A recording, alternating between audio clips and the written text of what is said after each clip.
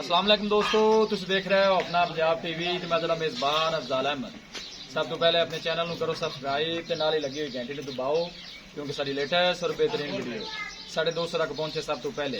लो जी दोस्तों, ऐसे अपना पंजाब टीवी ते माशाल्लाह जनाब एक बैट सेल की प्यारे सबसक्राइबर ने जनाब इमरान भाई गुजरात तो उन्होंने जनाब बैट साढ़े तो परचेज की है 2,45,000 का जनाब इस बैट का माशाल्लाह जनाब सौदा तय पाया जनाब लड़ाई कराने लगे।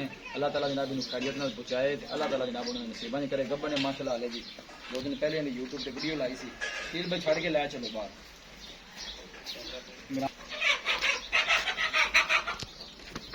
गुजरात तो उन्होंने जनाब बैट साढ़े तो परचेज की है 2,45,000 की जनाब इस बैट का सौदा होया है।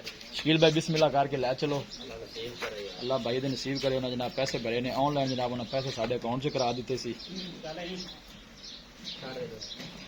लै चलो जी माशाल्लाह जी।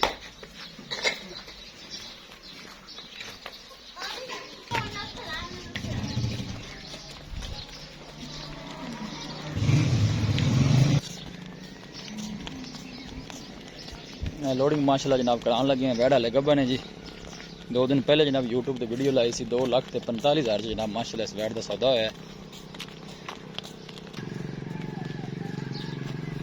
शाबा काका पराली साठ दे आप चौके साठ दे करो जी बिस्मिल्लाह करके लोड जी। अल्लाह ने याद करके अल्लाह ताला जनाब भाई ने नसीबा नहीं करे। उन्होंने जनाब पैसे भरे ने जनाब लोडिंग जनाब कराने लगे।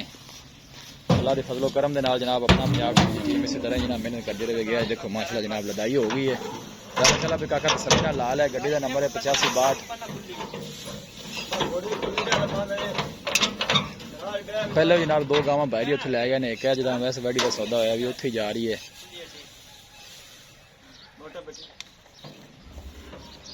तसल्ली नाल काका बांध देवी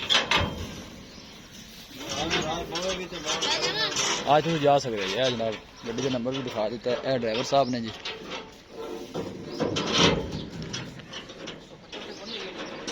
किसी भी साढ़े वीर भाई ने जनाब कोई जानवर परचेज करना हो साडा राबता नंबर है 0301 45 52 144। इस नंबर है जनाब साड़ी व्हाट्सअप बनी है। अस उम्मीद करने हैं कि साढ़े दोस्तों को अज की वीडियो बेहद पसंद आएगी। वीडियो पसंद आए लाइक तो शेयर जरूर करो। मिलांगे एक अच्छी और लाजवाब वीडियो के नाल। अपने मेज़बान अफजाल अहमद दो इजाज़त। अल्लाह निगहबान।